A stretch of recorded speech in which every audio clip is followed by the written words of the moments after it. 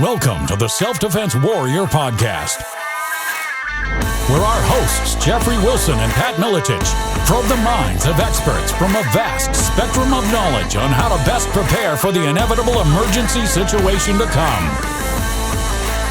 Jeffery and Pat in the Self-Defense Warrior Podcast are your insurance policy moving forward. And now, here they are, the hosts of the Self-Defense Warrior Podcast, Jeffery Wilson and Pat Miletich. All right, welcome everybody to another episode of Self-Defense Warrior, the 360-degree view of asymmetrical self-defense. And I'm excited to have a very, very knowledgeable, very highly qualified guest today. But before I introduce him, let's talk to Jeffery, my co-host and partner in crime. How's it going, Jeff? Man, like I told Boone, man, I woke up today. Everything else is gravy, man. Super stoked to be on here to talk with you guys again. It's always a blast, man. It's always a blast. Looking forward to this one.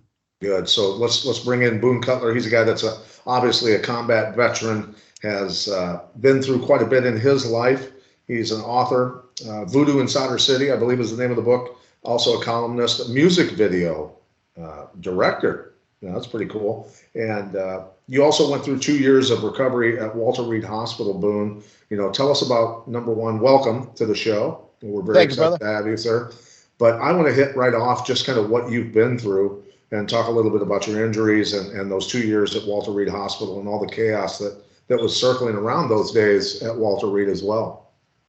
Yeah, well, I appreciate you both having me on the show. I hear so many fantastic things. And when you reached out to me, you're like, hey, would you come on the show? It's like a little girl doing a little pee-pee dance. I was like, it's going to be awesome. But yeah, bottom line is I did spend a little bit of time doing the combat thing, and I was injured in Iraq. Fortunately, I was not so injured I couldn't finish my tour. I finished my tour. And then at the end of my tour, I medevaced out and ended up, first I went to, where'd I go? First I went to, they shipped me to Balad. Balad, I got assessed. From there, they sent me to Longstuhl, Germany. Germany, I got assessed again. That's when, a lot of the information started coming up about the traumatic brain injury, some orthopedic injuries that I had sustained. The brain injury was sustained in a mortar explosion. And then they shipped me to Walter Reed. And I stayed at Walter Reed from 2006 to 2008. I was there during the 2007 neglect scandal, which I speak out often about because it wasn't so much that, that's where a real tragedy happened in our country. And we don't talk about it enough. And it's one of those things that anybody who was there at that time will understand the situation. There just was not enough medical care for the amount of wounded and injured that were present. And so we spent a lot of time on the drugs. We spent a lot of time on drugs, and it was just it was like a chemical prison to a lot of people. I'm not saying everybody wasn't trying to do their best. I really think people were trying to do their best. It just was not staffed to the degree that it should have been for the amount of people that needed care. And, there's a testimony in there that's a real blessing, and that is more people were surviving war than had in previous wars.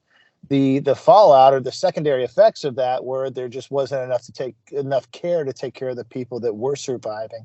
So the blessing is more people survived, and where the improvement needs to happen is making sure that there's care for them in a non-pharmacological way, because that was a big deal. There was a lot of us got hooked on a lot of drugs at that time, and it went on for a long time.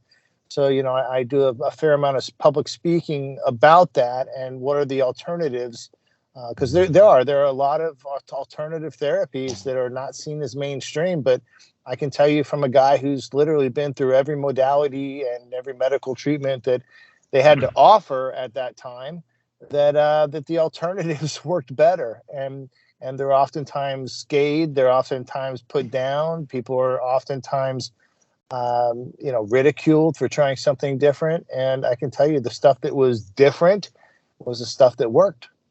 If you don't mind, speak to what were some of those non-drug related therapies? Well, I would say non-pharma, I wouldn't say non-drug. First of all, the first one that worked right off the bat is I needed to sleep. I hadn't slept in a number of years, and people think that's crazy, but no, I'm not kidding you. I hadn't slept in a number of years, not without, being heavily medicated. that was a big problem for me. And insomnia was a huge issue for me. It was an issue for me when I was in country too. It was just a thing after being injured that I just, and it wasn't so much a PTSD thing, but that was a part of it. A lot of it was just something with my brain, it just was a problem. And so, I did the 2 years at Walter Reed, did everything they wanted to do. And then I did, almost 3 years in the VA. And that just continued all the stuff that they were doing at Walter Reed. And it was all about benzos and Ambiens and chlorohydrate and, stuff that you would never, seriously, when people look at my medicine profile, all the medicines I was on, they really want to know two things. One, how am I still alive? And two, why isn't somebody in prison? Because the shit was just dangerous. It just was. And then when I got out and I was in the VA system doing the same thing, all those drugs stopped working. And so then you start swallowing it down with NyQuil and a good amount of scotch just to get through the night. And then the next day you got to spend 2-3 hours trying to get straight so you can go out of the house. It was just a horrible, horrible thing.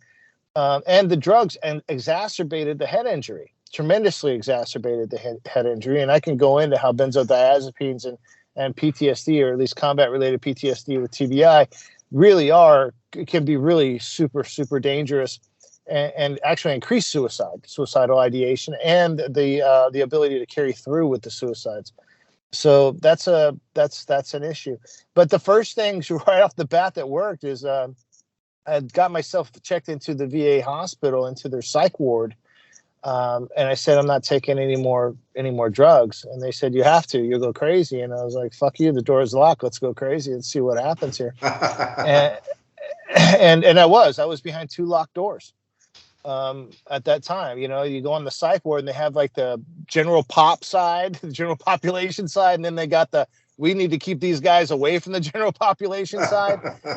I was on the keep the guy away from general population side, that was one door. And then it was another door just to get off the floor. And so, I wasn't going to hurt anybody but myself. And I was just so fed up with it all. And so I just refused to take the medication. I went against medical advice. And it was a ward where most people spent 3 or 4 days there. They called it a stabilization unit. Well, I spent 17 days there. And by the time I was done, I was off all the drugs, all except for the opiates. But I was off all the psych meds, but I still couldn't sleep. And at that time, this young kid I'd run into where I was working, he said, hey, man, you look like hell. This is when I got out. And I said, yeah, I can't sleep. And he said, why don't you smoke weed? And I really gave him a bit of grief about it, I wasn't one of those guys, blah, blah, blah, blah, blah, blah. But then I went another day without sleep. And I really did some soul searching, laying in bed, and thought to myself, I've done everything medical science has to offer. Like literally everything medical science has to offer. I've done everything anybody asked me to do. It's just not working. What haven't I tried? I haven't tried marijuana. So the next day I told the kid, hey, give me some weed. He got me some weed. That night, I slept 5 hours. I slept 5 hours without any pain. I slept 5 hours without any nightmares. I just slept 5 hours. It was amazing. And I thought, this must be crazy. Maybe I was just so tired. I just collapsed, and that's why it worked. So the next day I tried it again. Sure as shit, slept 5 hours. No nightmares, no pain, no issues. And then it was just like, man, we've been lied to, like we have been so lied to about this thing. And they just continued to work. And then, later on and more recently, it's psychedelics. Psychedelics are doing amazing things for traumatic brain injury. Absolutely amazing things. Psychedelics for ADHD. I have like hyper vigilant ADHD that's just unbelievably out of control, and chronic depression. Well, psychedelics seem to just make that go away instantly. It's like not even an issue, and it doesn't. So there's somewhat a wide gamut of psychedelics. Can you specify which ones you're talking about? I'm specifically talking about psilocybin mushrooms. Okay. I was just going to say, because they're using it more and more for PTSD and treating alcoholism and depression. It's very fascinating. And it needs to go on. I remember people talking about it when I was in the hospital. That was 2006. And just now it's starting to come around. That's ridiculous. It's just ridiculous. So yeah, microdosing psilocybin mushrooms is absolutely. I see no problems with it. Again, it's one of those alternative medicines that seems to be working very well. And I'll tell you something else. This is what's coming, and it's coming in it's coming in force. I was invited to a workshop with the NIH. It was a 3-day workshop, and Pat, I'll send you the link if you want to watch it. But it was a 3-day workshop on psychedelics. And I listen. I was just fortunate to be able to get my way into this thing, and a good person that I know who knows what I do within the veteran community said, "Hey, this thing's going on. I think you should be there." Just out of the blue, and I was like, "Okay, I'll be there." And so I got into this workshop, and for 3 days they talk about psychedelics, and it wasn't just the United States. There were 20-something other countries on the same workshop, and they were all talking about psychedelics. And the first day, you hear these very PhD hoity-toity, people who went to school for a lot of their life, who are intelligent, and they talk about how in the 60s there was a lot of studies and it was very promising, but then everything stopped. And they stopped this short of saying pharma jumped in, the lobbyists jumped in, and they screwed everybody. Bingo. Okay? They stopped just that short of it.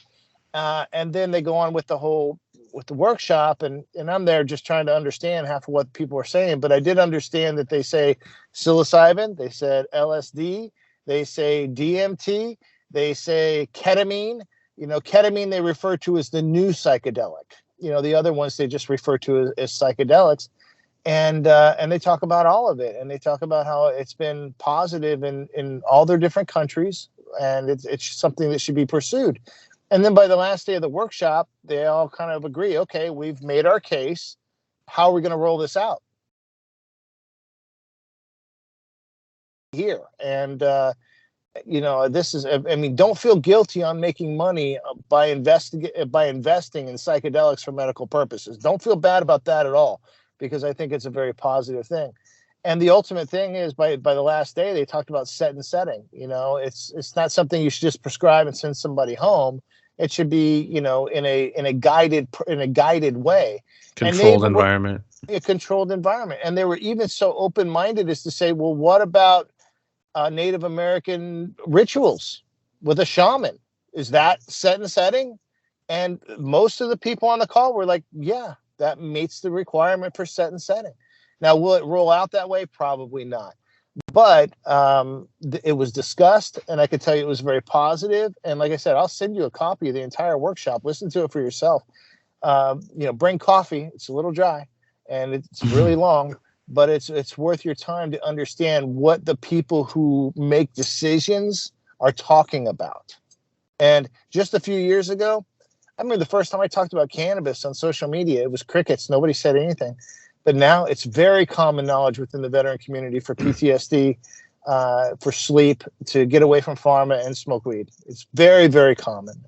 It's as common as talking about taking protein when you're working out. It's that common.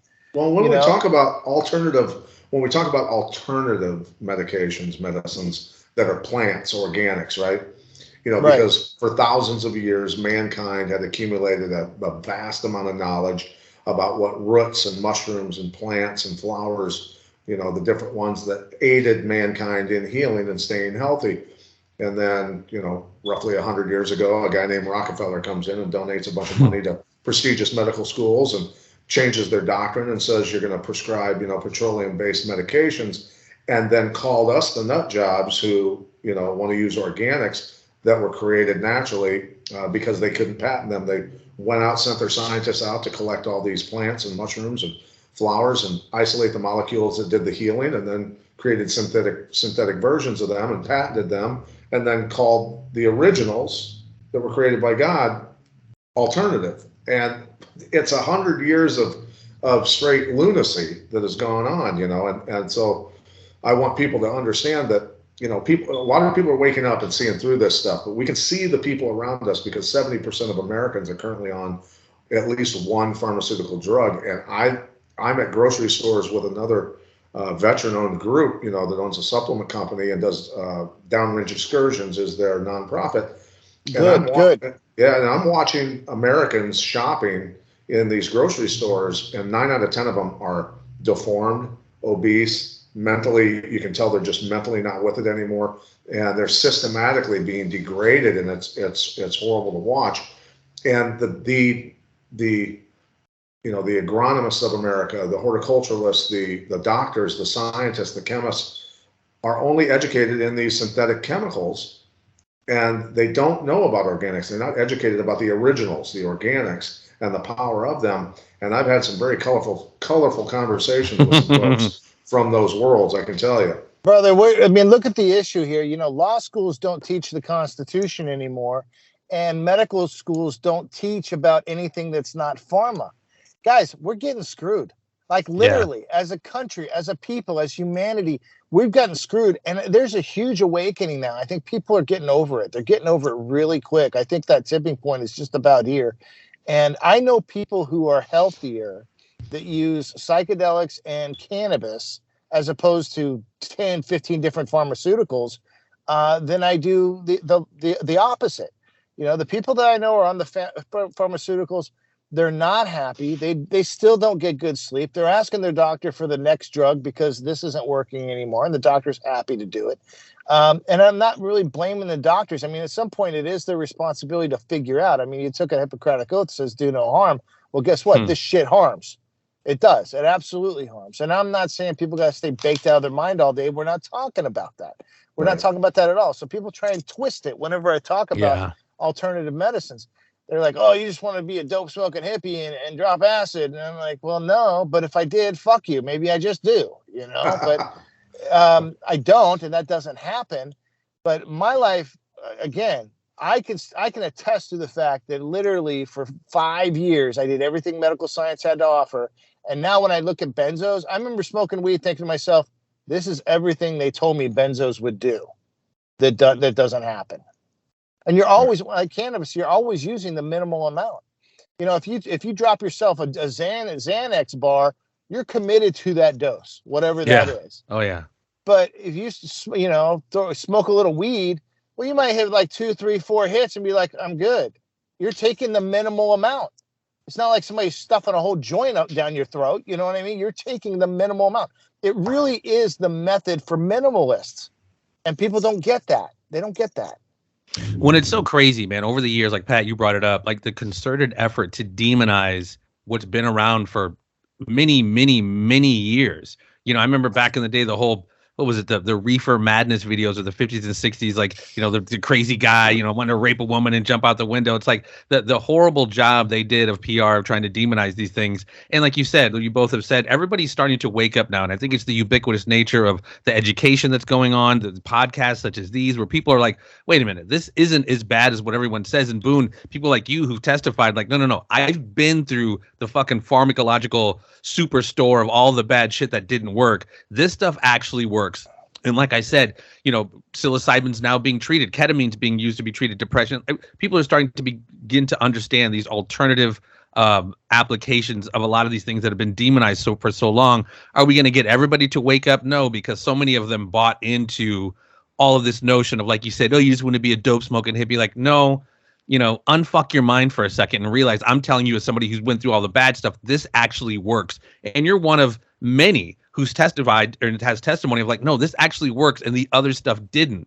When Pat, I don't mean to ramble, but when Pat starts talking about the soil that our food is grown in, there's this revolving door of poisoning us, getting us sick, and then we automatically go jump through their hoop of whatever pharmaceutical thing that they think is going to treat us, which of course creates its own side effects of this side effect. We got to put you on more stuff. And again, there's this huge demonization of the understanding of what real self-care is, and that's eating real good organic food and treating ourselves with medication that's not laden with all this garbage. Not to interrupt, my wife and I, we grow our own food, in the backyard. It's not a big deal, really not hard. And it's amazing how a small garden, the amount of food that will yield out of the small garden. Yeah. I'm like, why did we ever go to the store to buy this? It's just ridiculous. And now they want you to have you seen this? They want you to register your garden. Oh, community gardens and things like that. Yeah, they're talking about you've got to register them so that they can keep track of who's growing their own food, because you know what that is. It's just like gun registry. It's the same thing. Well, It's the always demonization of the same thing. self-sufficiency. Yeah, and during COVID, when they would put crime scene tape over around the seed bank, or the seed things on the shelves, you couldn't get your own seeds. So the demonization of self-sufficiency is absolutely next level. I have told everybody I know that right now, like the prepping shit. Everybody understands that there's funky funk going on, and we don't know how this is actually going to turn out and how long it's going to take to get through it. I told everybody I know, you should have 5 years of seeds on hand right now.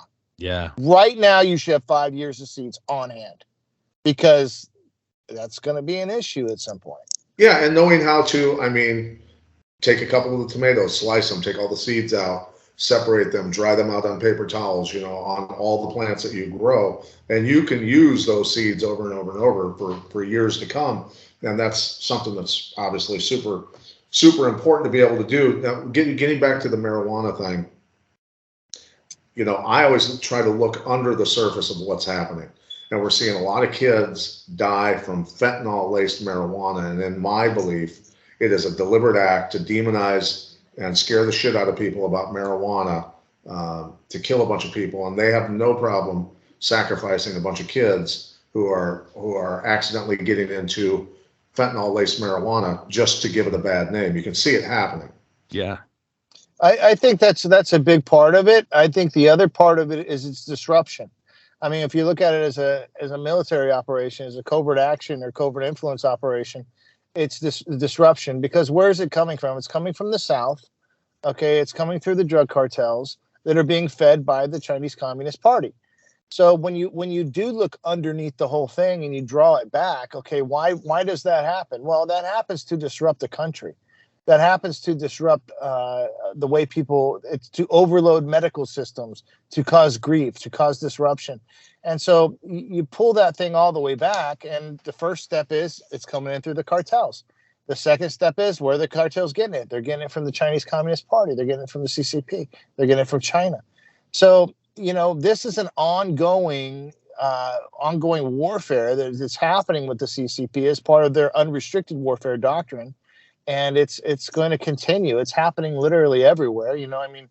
The COVID-19 pandemic in and of itself was what we refer to as a PSY-ACT. It was a psychological action to change an environment, to change the way people think about things. And it's effective. And now, cutting down supply chains and all this other stuff. Again, it's disruption. It's disruption. It's disruption. Everywhere you look, this is happening. And people think that they're in crazy town. Like, everything is crazy. Like, I can't get the food that I used to get. People are acting different. The people go to the store and they see people of a different racial persuasion, and now they have a problem with each other where, they really didn't before. Not a specific problem. If they did have problems, they were specific problems, not this general problem. This generality. Yes. It just seems to overshadow everything. Well, this is messaging, this is all part of fifth generation warfare. And I tell people, and this is my background in the military, I know what I'm talking about.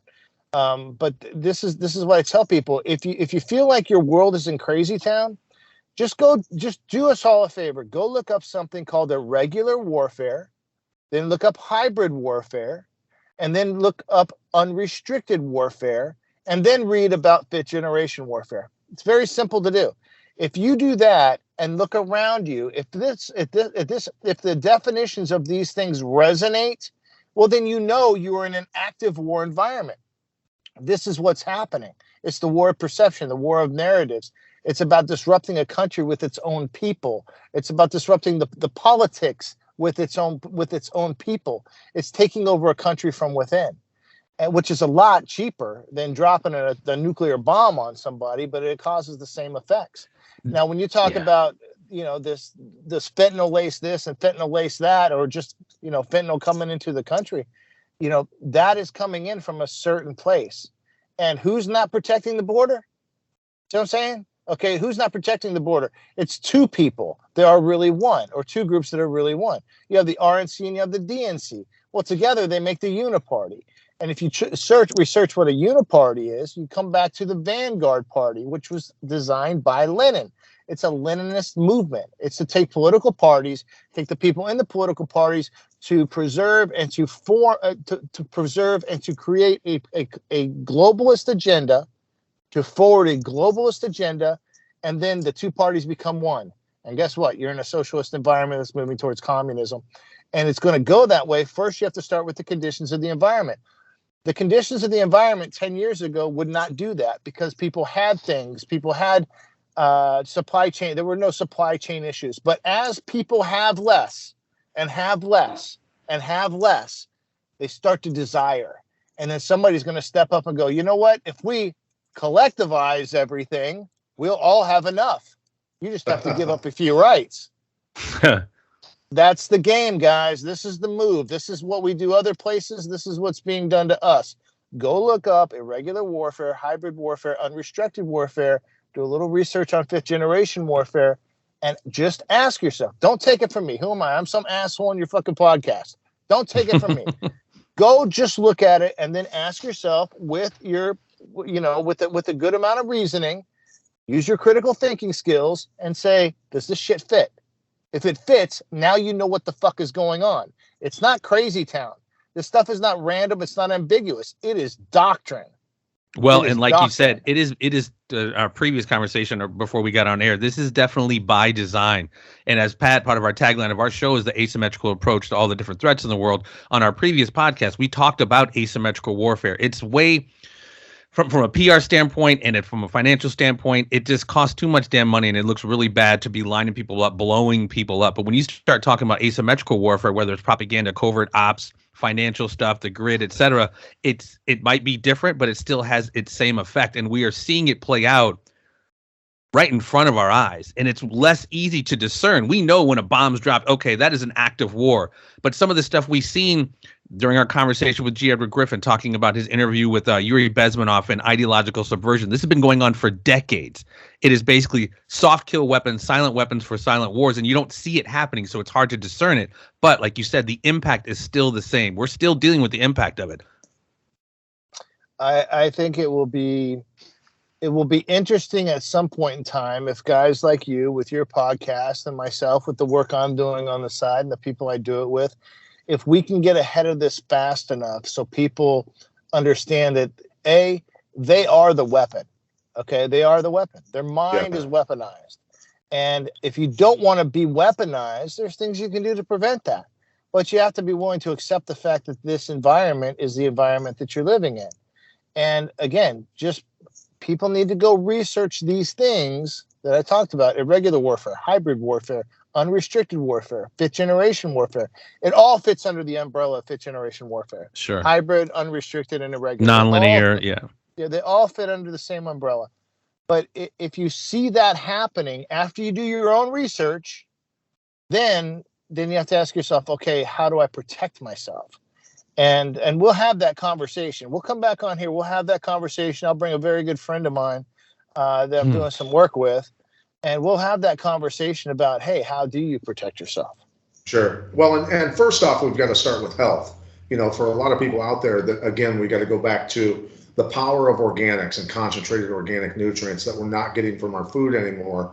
We've got to be able to tap into those, and that's what's going to help your immune system to get rid of the chemicals and the heavy metals and all those sort of things out of your body, to be able to have proper cellular function, proper gut health, all of those types of things. So that deals with the chemical as well as the biological prongs to this type of warfare, right? So if I've got an immune system of a mule and they can't do anything to me because my immune system is so powerful, I'm good in that part of things. Then, we've got to address the psychological part of things and not feed into the bullshit that's being fed to us by media and a lot of other areas where people are buying into this and being revved up by it, and all the different components of this.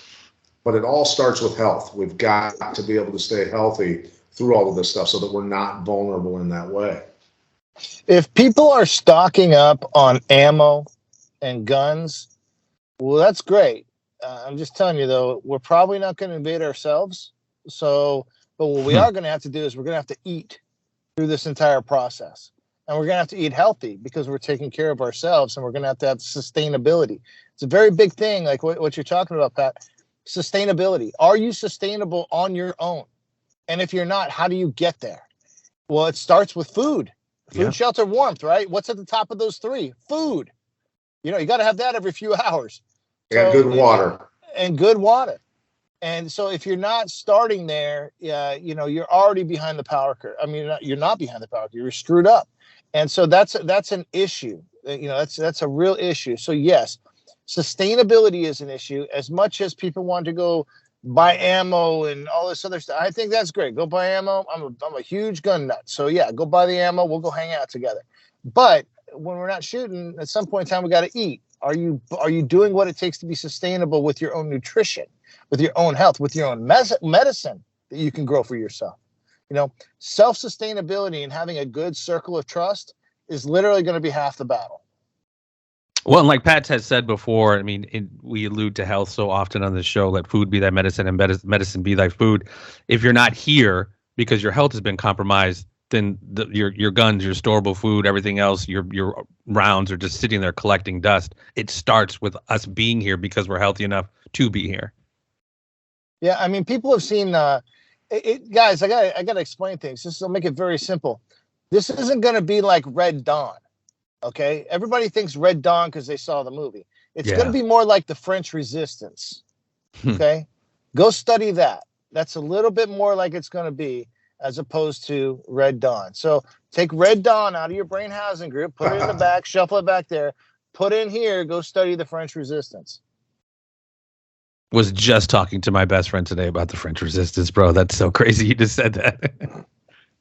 It's what it is. It's the truth.